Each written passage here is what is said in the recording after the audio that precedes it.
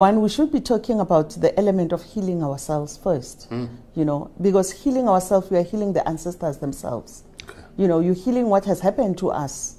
You're healing what has the land lost, you know, because if you are dispossessed, it's our ancestors that were dispossessed. We inherited the dispossession, you know, in everything that you will think, our language, our minerals, everything. You try to do something, someone takes it, package it and sell it, it's out of your hand.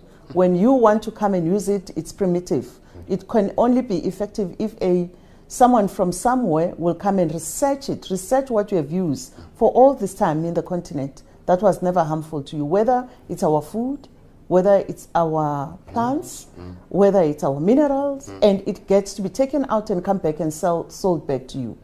Our ancestors at a very higher price. Ancestors can never be happy until us as children of Africa, we pronounce this to say we are free.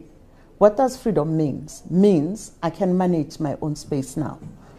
Means we can sit down and come up with strategies and so forth and so forth. An African person is not a lazy person as people see or deem us to be. Is a creative person. Is a very skillful person in any way. Because even if you go to any shelf, you would look at the identity of indigenous knowledge system.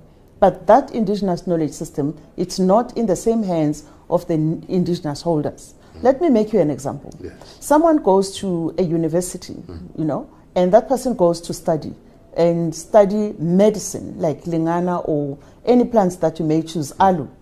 Now, they would send that person to say, go to Mkhulu or go to Gogo on the ground and sit with Gogo, and Gogo will tell you what this plant is all about, where the soil is, and when is it appearing, how it's getting to be used, how it's getting to be packaged, dosages and everything, okay? And that child will write the thesis about all what Gogo Omkhulu has told that person. That will be taken back to the university, and the child gets a PhD. Is the child really qualifying for that PhD? Isn't it that Gogo qualifies for the PhD? There we go. If they would be able to qualify that one, why the indigenous holder was never qualified?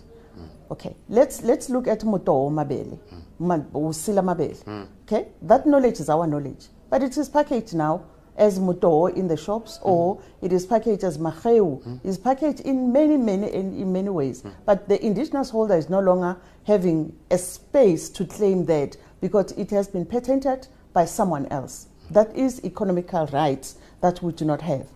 You talk about misment. We no longer have those. That is what Badimu Nabarasieti for the knowledge to have. You talk about the songs, you talk about our dances, our attires, our language itself. Our language, it's money. We have to put value in everything that we do. We're not appreciating who we are as Africans. If you could start appreciating and acknowledging yourself to say, Kindate na, and I'm coming from these people, identify them. Your ancestors were never poor.